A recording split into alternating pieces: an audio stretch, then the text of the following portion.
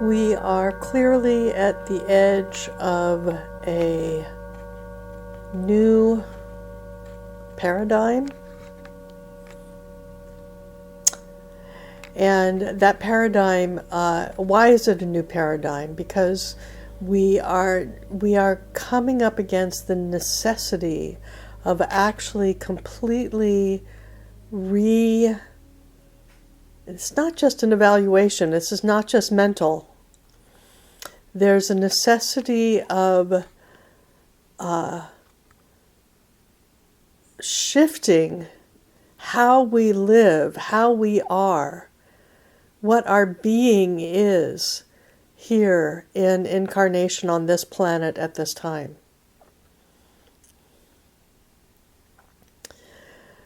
Part of what's making that clear, that we need that kind of shift, there's so many aspects that are here for us, making it clear that we need that kind of shift.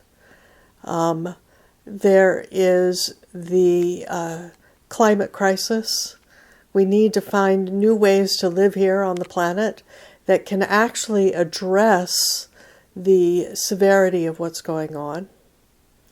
There is the disclosure of ultra-dimensional, extra-dimensional,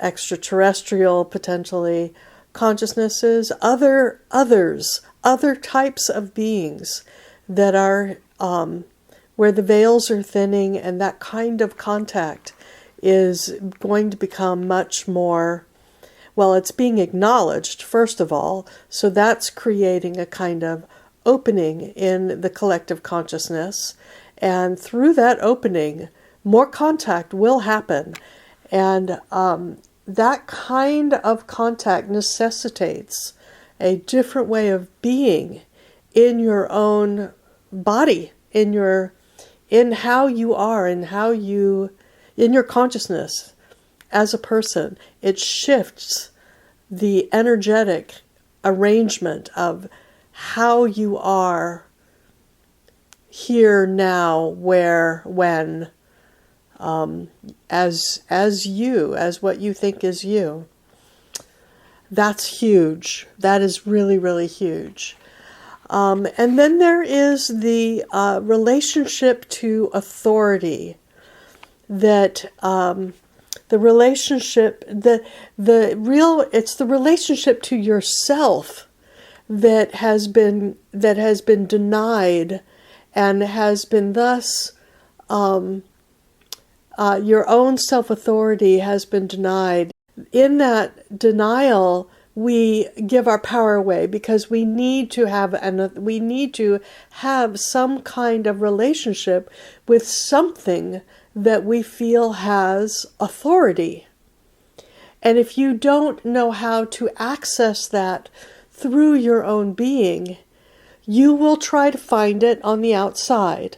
And that is what has happened to us for eons. And that is why this is such a huge initiatory shift for us right now, is to reclaim our sovereign self-authority that is valid as a source point of consciousness in this universe, and to come in and be responsible for yourself here, and to insist that your relationships have that level of respect and intention of good relationship, intention of respect, which is about proper relationship in space and time in relationship. And that's in all directions. It's internally and externally.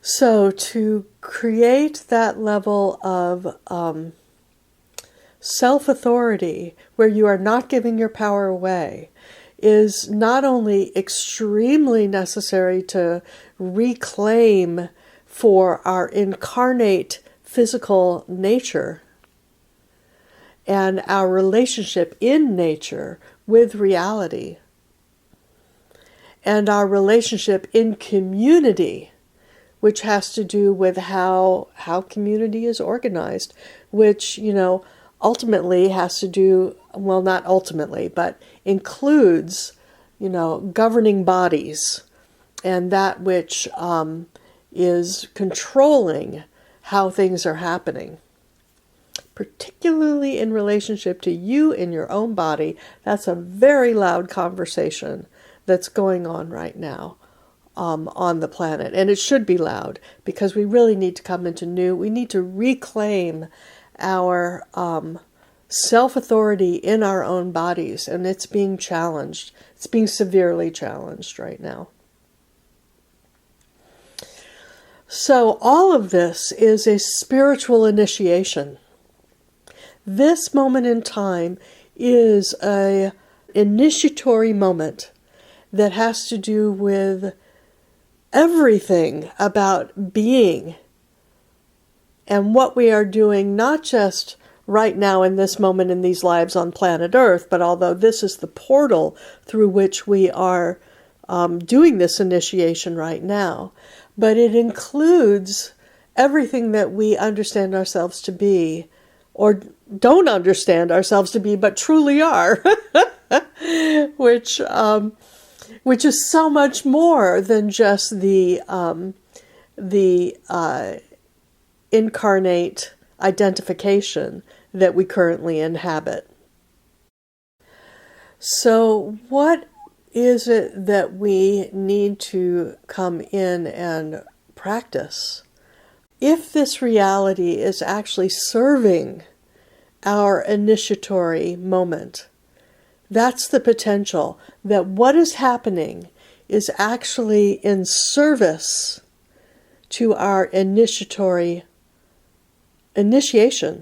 in service to our initiation into becoming greater, grander, more conscious, more powerful, more related, in a sense, beings. Then how does all of this serve?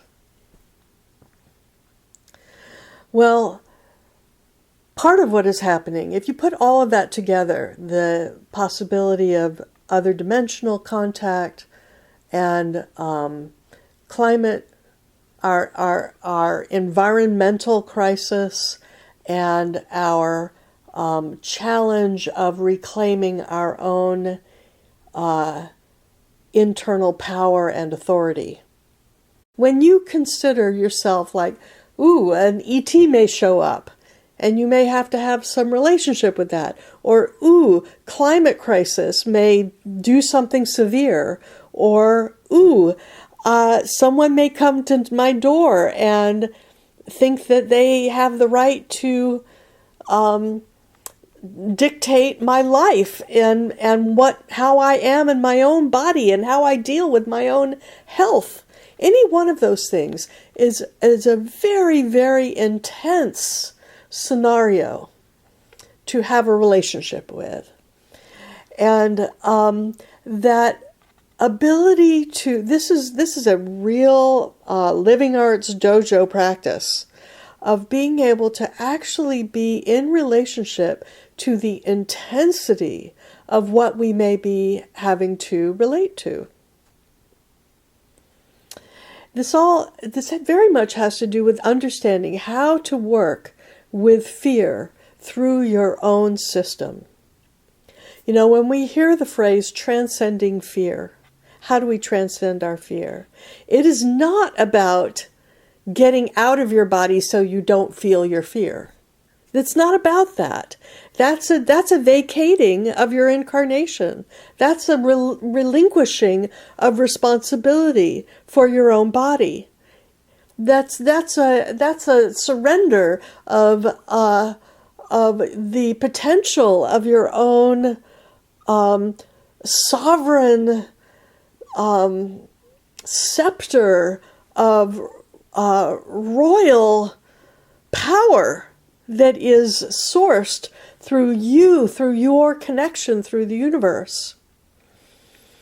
That relinquishing of that power it's not It's not going to be very powerful, you know. So how do we find the dojo practice? How do we find the living arts practice that allows us to actually be with our fear in relationship? I wrote an article years ago saying that all fear is actually fear of intensity. It's fear of intensity.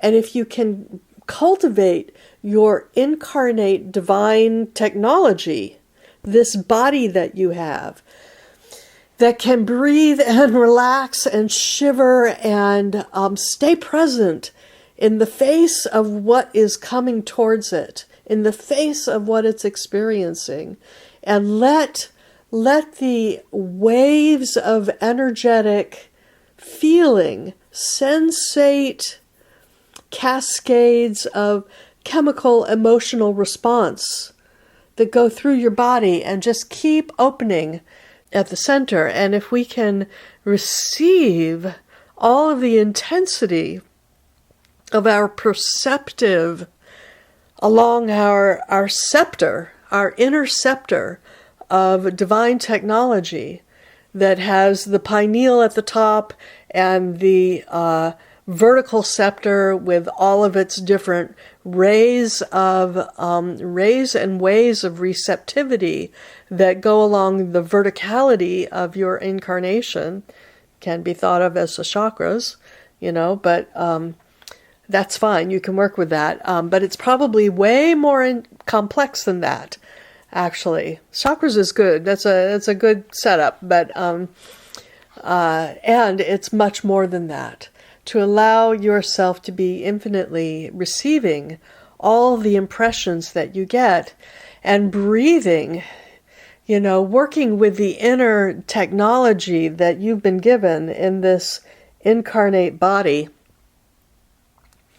that breathes and that knows is intended to be here while this is happening, while all of this is happening, to assist you, to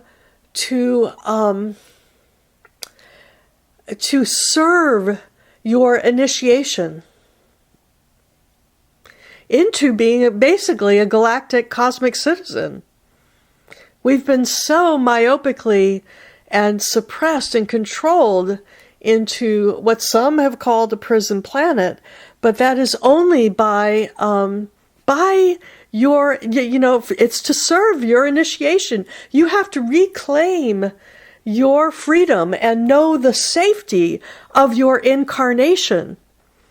Freedom and safety they are not at diabolical odds to each other. You have to claim that your body is the safe haven for this initiation, no matter what it's doing. You know, it's not wrong in doing whatever it feels. It's in response to what is going on to bring you the initiatory information to assist you in becoming the larger being that we are being invited to become.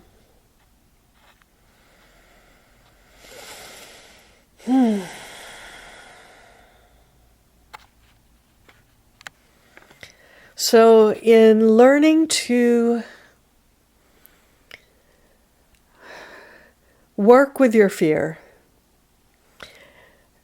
you allow that your body can relax, and that what it feels is for its initiatory response. There's nothing to do with it except receive it and breathe. And allow the responses that happen through your field. And stay present in your insistence that who you are is a respected being in the cosmos. That who you are has the capacity to nourish reality merely by you being freely and safely in it. you cultivate the presence of respect and nourishment, and that is what creates the safety for you to be in relationship. You cultivate the practice of respect for yourself and respect for others. You cultivate the practice that whatever is happening is nourishing your initiation and others' initiation. You cultivate that practice.